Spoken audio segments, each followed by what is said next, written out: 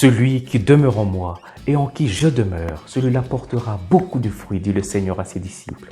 Et à nous aussi qui aujourd'hui lisons ou écoutons ces paroles de l'évangile de ce 5e dimanche de Pâques. Le Seigneur Jésus promet à celui qui demeure en lui de porter beaucoup de fruits. Le fait de porter ou pas beaucoup de fruits est donc un signe qu'une personne est véritablement dans le Christ ou pas.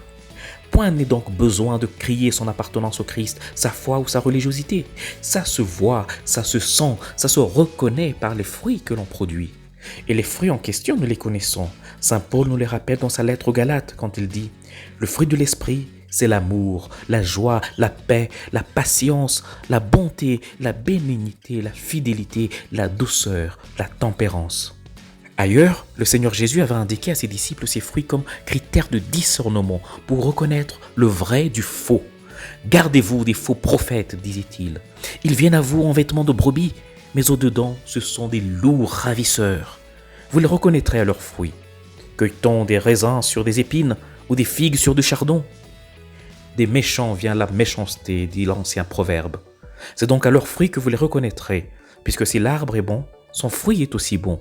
Si l'arbre est mauvais, son fruit l'est tout autant, car l'on reconnaît l'arbre par ses fruits. Je reconnaîtrai donc si je suis ou pas dans le Christ, pour m'amender ensuite s'il le faut, en m'examinant intérieurement et en regardant non pas le fait que je sois baptisé ou né de nouveau, ni que j'ai accepté Jésus dans ma vie comme Seigneur et Sauveur, ou que je sois prêtre ou pasteur, religieux ou religieuse, frère ou sœur en Christ, laïc engagé dans la vie de l'Église. Non, mais plutôt en regardant, et cela en toute vérité et humilité devant Dieu.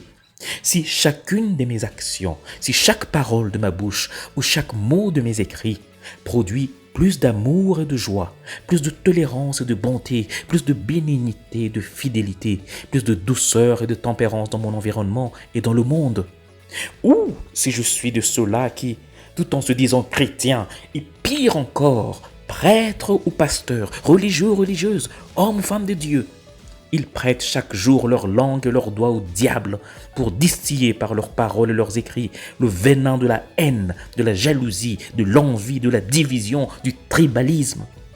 À travers des colportages, des médisances, des calomnies, des mensonges ou même des indiscrétions coupables et dépourvues de toute charité. Ou encore si je suis de ceux-là qui par leurs actions malhonnêtes et égoïstes augmentent la misère et l'injustice dans le monde, par leur tricherie, corruption et détournement des biens communs et surtout ceux du plus faible. Saint Jacques écrivait « Mais quelqu'un dira, toi tu as la foi et moi j'ai les œuvres.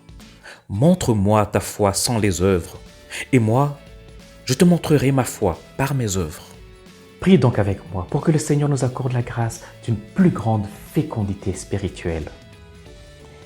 Seigneur Jésus, fais que ta parole semée en mon cœur produise chaque jour et par la force de ton Esprit Saint ces fruits de foi, d'espérance et d'amour véritables en moi, autour de moi et dans le monde entier. Amen. Et que le Seigneur te garde et te bénisse, ta famille et toi-même, au nom du Père et du Fils et du Saint-Esprit. Amen. Fructueux dimanche chez vous.